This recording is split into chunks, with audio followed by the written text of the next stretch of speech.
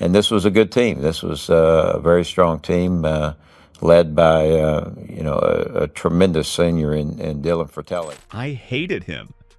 Those are not words you expect from Tom Kite. For 5 decades, he was the game's most disciplined professional. The grinder, the man who outworked everyone and never complained to anyone. He smiled through the brutal losses and never let anyone see the weight. He studied film when others were sleeping. He carried a humble heart into every round and asked for nothing in return.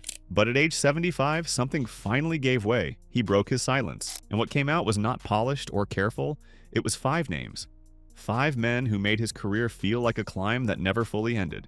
Rivalries are what make the game great. They give us moments we never forget. Kite knew that better than most. Now, if this story is already pulling you in, go ahead and hit that hype button and give this video some love. But understanding something and enjoying it are very different things. Kite did not enjoy these 5. Not even close. Here they are in order of damage done. Starting with number 5.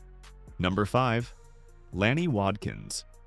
The story does not start on the PGA Tour. It starts in 1970, when 2 young golfers met at the U.S. Amateur at Waverly Country Club. Watkins was from Richmond, Virginia, with quick feet and a faster mouth. Kite was a steady, organized kid from Texas who believed that precision would always carry the day. He was wrong. Watkins set an all-time record score of 279 and beat Kite by a single stroke. 1 shot. The loss stung because Kite had played well enough to win in almost any other year. But the Richmond Flash was simply better that day. Watkins played with a chip on his shoulder and trash-talked his way through every round. He never slowed down, never second-guessed himself, and never gave an inch. For a man built on quiet focus and daily affirmations, that kind of relentless, aggressive banter was genuinely unsettling. Kite said it himself. Lanny was a fighter. He played with a chip on his shoulder. Losing to him as an amateur was the best thing that ever happened to me, because I realized I never wanted to feel that way again. That one loss did not break Kite, but it left a scar deep enough to last a lifetime.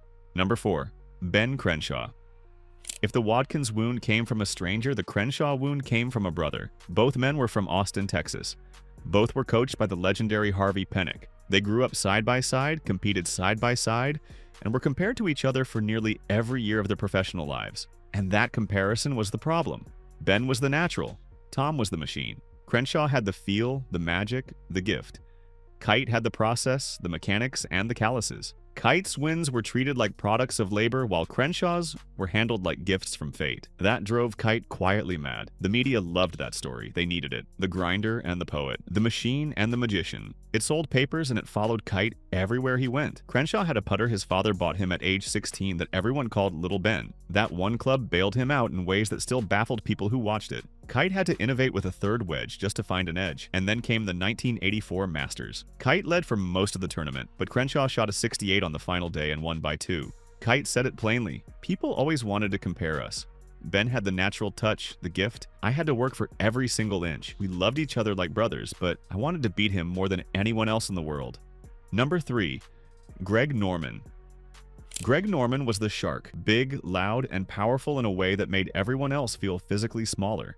For Tom Kite, Norman was a threat to everything he believed about how golf should be played. Kite's entire philosophy was built around keeping the ball in play, hit the fairway, control the situation, win through precision. Norman ignored that playbook. He bombed the ball so far that fairways became optional. He made Kite's greatest strengths feel like they belonged to a different sport. Kite knew he could not match Norman for distance. So instead of fighting that losing battle, he changed what the battle was about. He added a 60-degree wedge to his bag and made himself the best player inside 125 yards in the world. That third wedge was not just a club.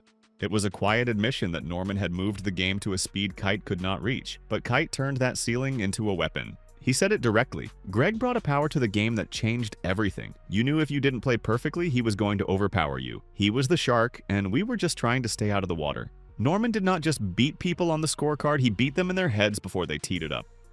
That was the real damage. Number 2, Severiano Ballesteros. If Norman was the wall Kite could not climb, Ballesteros was the wall that should not have existed. Kite believed in a specific logic: keep the ball in play, manage risk, grind to the finish. Sev ignored every part of that system and still won more often than almost anyone. Ballesteros could hit into a car park, a patch of deep rough, or a bunker that would have ended another player's round and still walk away with par. His Houdini escape axe turned Kite's best rounds into something that felt pointless. Kite's own words say it. When he gets going, it's almost as if Seve is driving a Ferrari and the rest of us are in Chevrolets. He had a touch and a charisma that was impossible to plan for. That reads like a compliment, but in real competition, that feeling curdles fast. Because Ballesteros did not just beat you with talent, he beat you with theater. Number 1, Nick Faldo. And here we are, the one that got deepest under Tom Kite's skin. Because Nick Faldo did not beat you with flair or raw power. He built a wall so high and cold you could not see past it, then practiced inside it until he became something close to perfect. Kite was no stranger to hard work, but Faldo took dedication to a place that made the people around him deeply uncomfortable. Nick Price said Faldo was never a warm person, someone who would walk straight past a colleague without a word. David Fairdy described him as meticulous, to the point of being obsessive. He would practice dropping the ball for hours. He spent afternoons in the gym with a medicine ball while others shared a meal. Kite described him this way: Nick was a commanding presence who had the ability to put the ball exactly where he wanted to. He was very meticulous, almost anal about things. He didn't have time for people, he just had time for his goal. Watkins found the amateur scar, Crenshaw found the comparison wound, Norman found the physical ceiling. Ballesteros broke the logic. Faldo attacked the mind. 5 rivals attacking from 5 completely different directions. But here's the truth. The hate was never really hate. It was respect wearing a hard face. It was fuel. It was the fire that kept a grinder grinding when every natural talent in the world was trying to convince him he had no business being there. Every one of those 5 forced Kite to become sharper, tougher, and more creative than he ever would have been without them. The third wedge, the mental armor, the Hall of Fame. None of that exists without those 5 pushing him past his own limits. Tom Kite did not just survive his rivals, he used every one of them to build something that lasted. Drop a comment below on which rivalry cut Kite the hardest. Like and subscribe, and we will see you in the next one.